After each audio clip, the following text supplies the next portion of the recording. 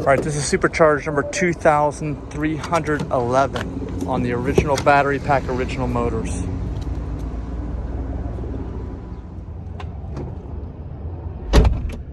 Okay, so I went through a video where I explained how much money Tesla has paid me to drive this car, actually specifically to supercharge this car, and why. Some of you people may know that Tesla did offer free supercharging for a period of time, and depending upon the vehicle you got, it was either going with the life of the vehicle or it was going with the length of the time of the original owner. And those were only on 2018 and previous vehicles. Most of that ended in 2016 or early 2017. You have to check your VIN, and there's different codes and things to check on. If you know what they are, let them know in the comments. But most Teslas don't have this. The only way you can get this, I know, like, we're gonna actually rent a Polestar. We're gonna have one really soon. And I think that the first 2 years of ownership on those are subsidized like that, where they'll give you free, basically like free gasoline. If you had a ICE car, it's free electricity, really for as much as you want, unlimited.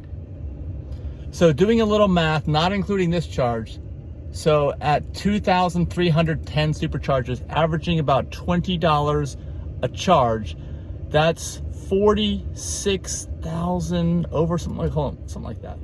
$46,200. Can you believe that, Denise? That Tesla has paid us $46,200. Now, this is the most expensive car I've ever owned. It costs over $107,000 to buy, but they've already paid us over $46,200. That's if you go by $20 charge. I have a 90 kilowatt battery pack. I'm just guessing at that, and check the electric rates, but I was checking for Polestar. If we had to pay, it would have been like 30 or 40 cents a kilowatt hour, which would have been a lot more than $20 a recharge.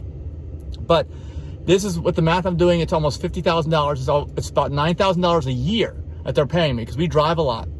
I'm in car camp a lot. Have you guys ever even heard of this? Let me know in the comments. You can still buy used Teslas that have this for free, unlimited, with the life of the vehicle, not just the life of the original ownership. You got to be real specific, though. All right. Yeah, Denise has something to add to what I was just saying. It's misleading when he says Tesla pays him that much money. They don't pay him. They just don't charge him for the electricity. So it's like going up to the gas pump and they just hand you the pump, the nozzle, and you just fill up all you want, and you. Yes. But you would be paying that out. I would be, if it wasn't for Tesla, I would have already paid out at least $46,200, and I'm paying for the car a monthly payment, so I'm still actually making payments on the car because it's a 7-year car loan. But I haven't even paid in full for $107,000. So I think by the time the life of this vehicle is over, it would be free. As long as let's say if we pay for our travel costs, the electric costs, for car camping and for driving, then the car would be free. That's what I think. Yeah, but most people don't travel as much as we do. They don't need to. We don't need to either. We just choose to. Yeah, but can you imagine you pay over $100,000 for a car and they just give it to you for free? That's basically what we're looking at here. So it's the most expensive car I've ever bought, but it'll end up being the least expensive car I've ever bought. But it isn't like you're getting it for free. If you would have bought a gas vehicle, you would not have taken it as many places. So you don't think so? See how you're saying you're getting it for free. Well, so we get a better life for free too, right? Because we get to go and do more things in addition to that. Yeah, we do get to travel more for free. So that's where we are right now. We're about $50,000 in savings. After 5 years, after 10 years, I'm thinking $100,000 in the car is fully paid for at that point and was given to us for nothing. If we can make it that far. We're taking our car in for 2 repairs. Elon's got to make sure he doesn't drive it off a cliff. I think we were under attack recently when we got smashed at 200,000 miles.